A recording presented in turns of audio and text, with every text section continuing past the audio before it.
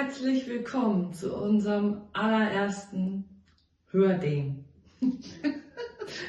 Ja, wir sind hier zusammengekommen, die liebe Maren und mein Name ist Nicola und wir wollen jetzt durchstarten mit unserem ersten Podcast. Und als erstes haben wir uns zum Thema gemacht, damit ihr uns mal ein bisschen kennenlernt und damit wir erstmal so als Warm-up würden wir euch gerne mal erzählen, wie es überhaupt zu diesem Podcast gekommen ist. Warum wollen wir das machen? Worum geht es hier? Was ist unser Ziel? Darüber wird es heute gehen. Und ja, den Ausblick auf den nächsten, wenn ihr da noch Lust habt zuzuhören, dann gebe ich heute am Ende des Podcasts nochmal einen Ausblick, was dann als nächstes kommt. Ja, wollen wir mal anfangen? Ja. Super. Hallo. Hallo. Hallo. Ja, Ich bin Maren. genau. 59 Jahre. Jung. Und ja, ich habe 2 Töchter. Die sind 31 und die andere 29. Und ich bin jetzt in Erwerbsminderungsrente. Hast also Zeit ein bisschen? Jo, Das ist super. ordentlich. Und habe früher als Justizangestellte beim Amtsgericht gearbeitet. 9 Jahre im Vollzug. In der Zugführung. Als Schlichterrin? Nein, Ach so. im Haft- und Schnellgericht als Protokollführerin. Okay. Und dann 9 Jahre in der Betreuung. Und bin dort auch als Protokollführerin mit Anwalt und Richter in die geschlossenen Psychiatrien gefahren. Spannend. Und habe dort Protokoll geführt vor Ort. Und dann ergehen ja die Unterbringungsbeschlüsse. Die habe ich dann auch gefertigt. Aber das vermisst du jetzt nicht, ne? Nein, diesen Job? gar nicht. So. Also deswegen können wir das jetzt auch lassen. Genau. Leite ich mal wieder auf das Hier und Jetzt zurück. Ja. Genau. Also, und wir beide, es hat ja einen bestimmten Grund, warum wir beide jetzt hier hocken, sozusagen. Ja. Willst du vielleicht, oder wollen wir das zusammen machen? Oder haben wir eigentlich jetzt schon genug über dich gesagt? Nein, das Wichtigste sollten wir jetzt auch schon mal vorwegnehmen. Ja. Das mache ich jetzt einfach mal. Ja. Maren ist nämlich eine der glücklichen Patienten, die Lungenkrebs überwunden hat, tatsächlich. Also wer sich mit Lungenkrebs ein bisschen auskennt, weiß, dass das nicht die einfachste Krebsform ist. Krebs ist generell Mist, behaupte ich jetzt mal. Aber Lungenkrebs gehört wirklich zu einer sehr fiesen Krebsart. Und Maren hat das große Glück, jetzt hier neben mir zu sitzen. Und ich freue mich auch mega. Und sie freut sich doppelt mega, weil sie hat quasi den Tod schon ins Auge geblickt. Und es geht auch darum, was macht so eine Diagnose, jetzt komme ich schon zum Ausblick nachher irgendwann, aber was macht eine Diagnose mit einem? Was führt dahin zu so einer schweren Erkrankung? Und ja, letztendlich, was du jetzt auch daraus gemacht hast oder dabei bist zu machen, weil ein Grund ist ja auch, dass wir jetzt hier sitzen. Genau. Du möchtest einfach deine Erfahrungen teilen und damit eine Hilfe für andere Menschen sein, die vielleicht jetzt gerade diese Diagnose mitgemacht haben oder mitten da drin stecken oder überhaupt in irgendeiner fiesen Diagnose, muss ja nicht unbedingt Krebs sein, kann ja sein, was auch immer. Genau. Aber das habe ich mir ja auch auf die Fahnen geschrieben, du kommst da Hoffnungsträger zu sein, also was Positives in die Welt zu tragen. Genau. Du hast quasi aus der Scheiße, jetzt machst du jetzt Bonbon. Das ist jetzt mal ganz plakativ ausgedrückt. Genau. Und was wolltest du jetzt noch sagen? Ja, ich möchte das, also deswegen ist es auch zu diesem Podcast gekommen, weil ich am Anfang meiner Diagnose, also ganz am Anfang, fühlte ich mich komplett allein. Und ich hätte mir jemanden wie mich gewünscht, Siehst du? Ja. ne, der mir ein bisschen was erzählt hätte. Ja. Also es ist ja wirklich, du bekommst die Diagnose und denkst sofort, am Du Tod. bist tot, ja, genau. Eigentlich bist du dann schon tot gefühlt. Ja. Genau, gefühlt Ja. so. Mhm. Und damit möchte ich helfen. Ja, Ne? Also wunderbar. Menschen ansprechen, dass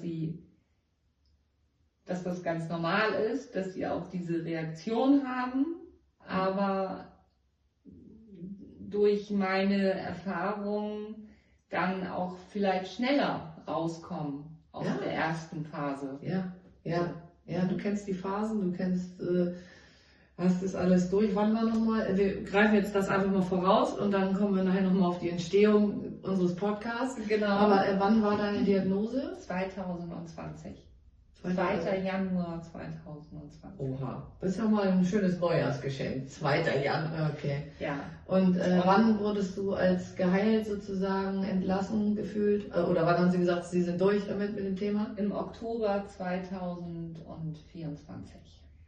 Oktober, ja, also 4,75 Jahre Ja, sozusagen. Hast genau. du eine Odyssee hinter dir? Ja. Ja. Kann man sich nur vorstellen, wenn man es durchgemacht hat. Ich bin froh, dass es der Kelch im Moment oder hoffentlich auch weiterhin an mir vorbeizieht. Ja. Ich habe andere Prozesse, auf die werden wir auch eingehen. Insofern wird hier viel über Körper, Geist, Seele gesprochen. Du hast ja schon ein kurzes Intro gemacht, wir machen das jetzt ja einfach mal spontan. Ich kann ja auch nochmal sagen, ein bisschen was über mich. Genau. Ich bin, wie alt bin ich? 57 Jahre alt, 69er Jahrgang, habe einen Sohn, der wird dieses Jahr 18 und bin seit 2006 Heilpraktikerin und wir sitzen hier auch gerade in meiner Praxis. Ja, und nebenbei habe ich noch ganz andere Jobs gemacht, Biologie, Englisch, Staatsexamen für Lehramt an Gymnasien ursprünglich mal. Dann war ich 15 Jahre im Personalwesen, in der Industrie. Da hat mich dann irgendwas geritten und dann hatte ich auf einmal einen moralisch-ethischen Anfall, sagen wir es mal so. Also es hat sich automatisch entwickelt und dann wollte ich da raus aus der Industrie und den Job nicht mehr machen nach 15 Jahren und wollte was Sinnvolles machen. Dann habe ich mich kurzerhand entschlossen, das mit 50 das Referendariat zu machen, kann ich nicht empfehlen. Das ging auch richtig schön in die Hose. Corona hat mir dann nachher noch quasi den Todesstoß gegeben. Also da bin ich aber sehr dankbar darüber. Also bin ich dann an mein Limit gekommen. Also Ja, da war dann ja, ein Moment, wo ja. ich mich dann entscheiden musste, lese ich ein 70-seitiges Skript, koche ich mal sowas zu essen oder bereite ich den Unterricht für morgen vor oder, und dann danke Covid, unterrichte dein eigenes Kind. Und dann war bei mir vorbei. Also da war ich dann im Burnout. Also das habe ich auch schon hinter mir. So. Also alle Burnout-Geplagten, ich weiß, wovon ihr sprecht, denn die heutige Zeit ist sehr anspruchsvoll. Also zu mir kann man noch sagen, ich bin alleinerziehende Mutter und bin froh, wie gesagt, dass mein Sohn bald 18 wird. Ey, geschafft. Das ist wirklich ein Meilenstein, für ihn irgendwie nicht so, aber für mich halt so. Dann kann ich mich ein Stück weit aus meiner Verantwortung so rausziehen und da freue ich mich auch drauf, dass wir das auch jetzt, danke, dass wir da so jetzt in unsere Kraft kommen, so als ältere Frauen, sagen wir es mal so, die schon viel durchgemacht haben, mitgemacht haben. Ja. Ich glaube, zu mir habe ich erstmal dann genug gesagt. Ja. Also so. Und dann können Wir können ja dann erzählen, wie wir uns kennengelernt haben. Super gerne. Oh ja, da habe ich Lust zu. Ja, das war im Jahre 2014. Gut, dass du das noch weißt. Ja. Okay. Und wir haben uns hier in Horst, kleiner Ort, 6000 Einwohner. Genau, ich habe damals hier in Horst gewohnt und habe Nicola dann an der Bahn kennengelernt. An der Bahn oder in der Bahn? Ich glaube auf dem Bahnsteig. Könnte gut sein, ja.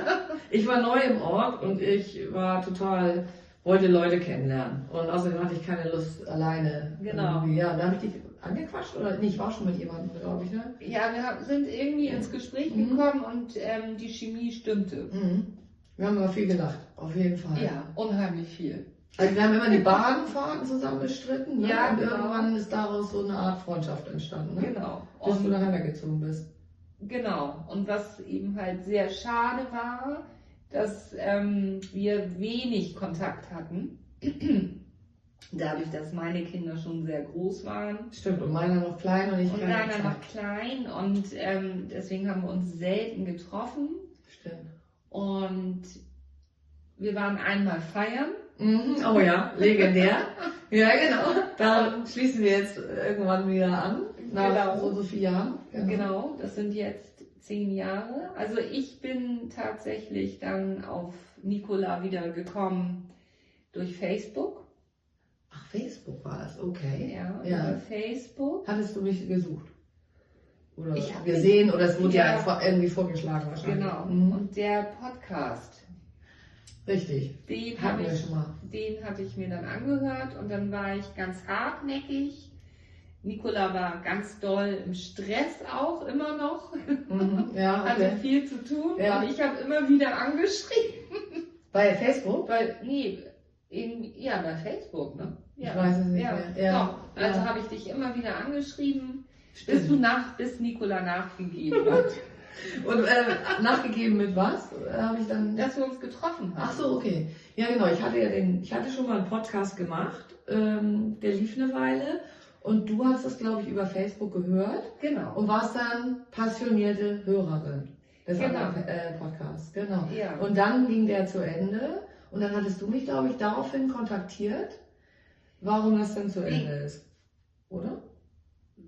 Eigentlich eher, ich habe mich gemeldet, weil ich den Podcast sehr gut fand. Ja. Also es hat mich angesprochen Mhm. und daraufhin hatte ich mich dann bei dir gemeldet. Richtig. Und das Buch hast Und du das gerade Buch? danach. Genau, dann hat Nicola noch ein Stimmt, das Buch kam danach. Richtig. geschrieben, Echo. Und Ja. das habe ich mir auch gleich durchgelesen und gleich bestellt.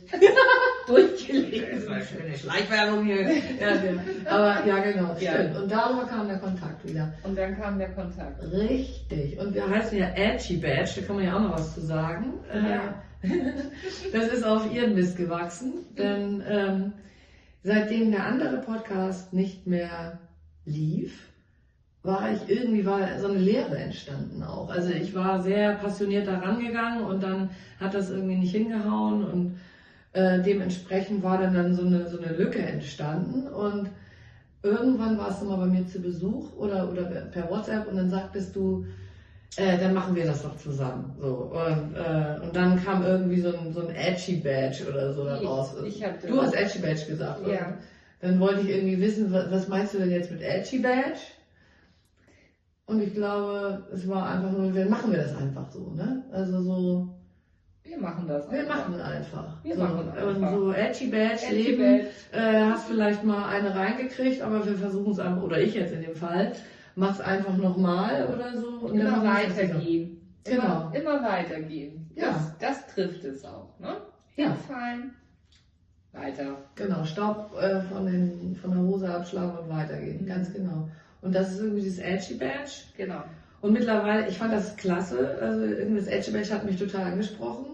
Und dann hatten wir die Idee, das nennen wir doch jetzt gleich mal unser erstes Hörtier, oder überhaupt, der Titel könnte gut Edgy Badge. Gab es auch noch nicht, das ist auch schon mal praktisch. Erstmal, manchmal gibt es ja die Ideen schon, aber Ja. und für mich ist Edgy Badge, das habe ich dir noch nicht erzählt, was es für mich persönlich bedeutet, Okay. weil wir ja auch Frauen sind, die schon oder fast mit der Menopause durch sind,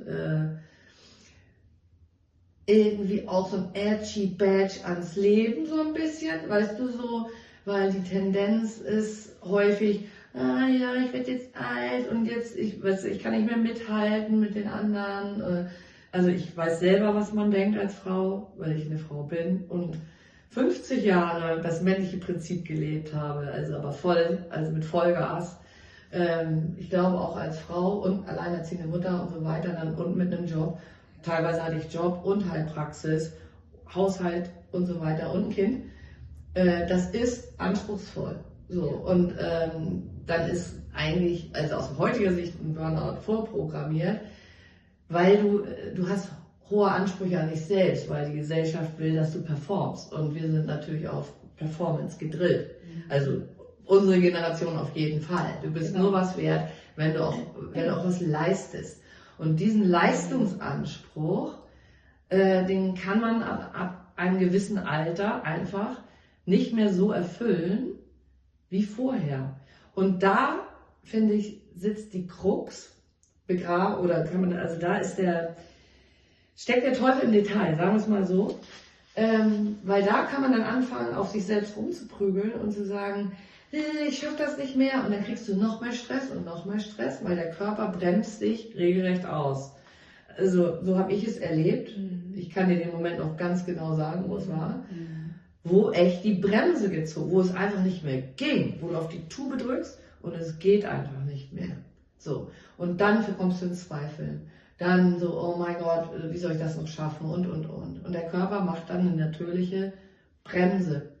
Und ich habe es anders erfahren als du. Du musstest leider erst durch diese Krankheit gehen, weil du hast dich noch weiter durchgeprügelt. Wo wir auf jeden Fall, ja, unbedingt. Kurz, bitte. Möchte ich da mal auch was zu sagen, weil du sagtest, man macht immer weiter, weil man diesen Druck hat. Also am 2.1.2020, ein Orthopäde hat es dann letzten Endes. Übrigens, wir dürfen hier keine Namen nennen, ne? Schon mal vorweg. Okay. Also wenn man, ja. Ein Orthopäde ja. hat die Diagnose gestellt und sagte zu mir, Frau Koste, doch, das kann ich auch sagen. Deinen Namen darfst du nicht.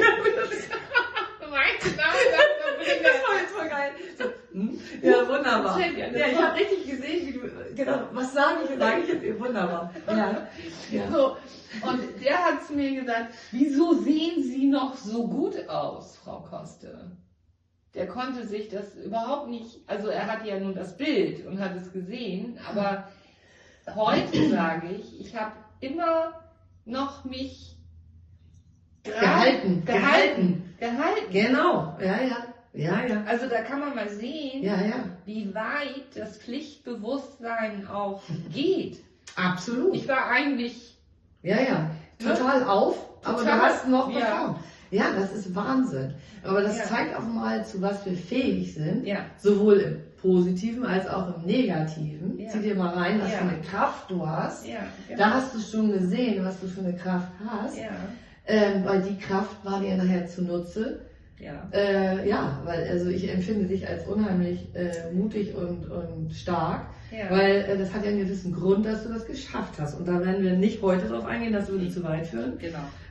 Aber im nächsten Podcast werden wir auf jeden Fall drauf eingehen, was du meinst, was dazu geführt hat und was du meinst auch, was dir letztendlich auch geholfen hat. Ja. Vielleicht, es wird wahrscheinlich nicht alles in einen reingedrückt werden. Wir machen das spontan, wie man jetzt hier vielleicht auch schon spürt. Ja.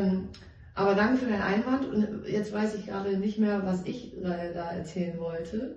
Du hattest jetzt einen super Einwand gebracht. Ja, ich bin ja darauf eingegangen. Genau, und da hatte ich jetzt einen offenen Loop sozusagen. Aber vielleicht war es auch in dem Moment nicht mehr so wichtig. Also insofern müsste ich das jetzt zurückspulen, aber wir bleiben jetzt mal authentisch und lassen es einfach jetzt mal so stehen. Genau. Und bleiben, vielleicht kommen wir auch wieder drauf. Genau. Weil wir waren bei der Entstehungsgeschichte, glaube ich. Genau. Wie wir uns kennengelernt haben. Dann haben wir uns aus den Augen verloren, weil du in Hamburg warst und deine Diagnose hattest. Ich wusste nichts davon. Also wir haben uns wirklich aus den Augen verloren. Ja. Ich wusste nichts von deiner Krankheit, gar nichts. Und das habe ich alles erst hinterher erfahren. So. Genau. Und beim Edgy Badge, ich wollte sagen, was mehr Edgy Badge bedeutet. Ja, das hast du auch gesagt. Richtig, also dass wir quasi, dass ich mir auf die Fahnen geschrieben habe, das eher zu nutzen, denn es ist tatsächlich so, dass man durch diese Menopause, also davor muss man ja unheimlich, ich glaube, das war wieder der Faden, ich glaube, wir kommen wieder rein, dass du unheimlich viel Kraft natürlich für Nachwuchs, für Eisprung, für Perioden, Mood Swings, schlechte Laune, alles. Ich meine, diese ganzen hormonellen Sachen, die kosten eine Frau unheimlich viel Kraft. So. Und wenn das weggenommen ist, und da jetzt schon mal den schönen positiven Drall, den ihr nachher alle mal mitnehmen dürft, wenn das weg ist, bekommen die Damen mehr Kraft für andere Dinge. Und das nehme ich jetzt auch nochmal vorweg. In anderen Kulturen übrigens werden dieser Moment, dass wenn die Mens beendet ist, das Bluten beendet ist, das wird gefeiert.